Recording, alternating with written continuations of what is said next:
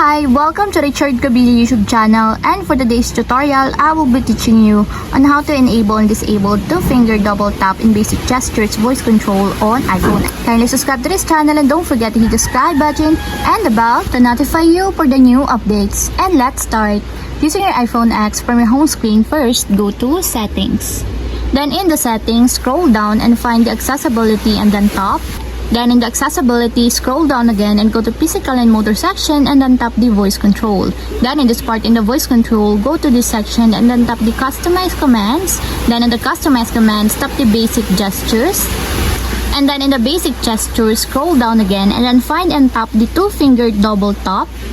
Then in the two-finger double tap, as you can see that it is already enabled. But you have to activate also the switch button under the confirmation required to fully enable the two-finger double tap in your basic gestures until it becomes green. And if you want to disable or turn it off, just tap again the switch button just like this.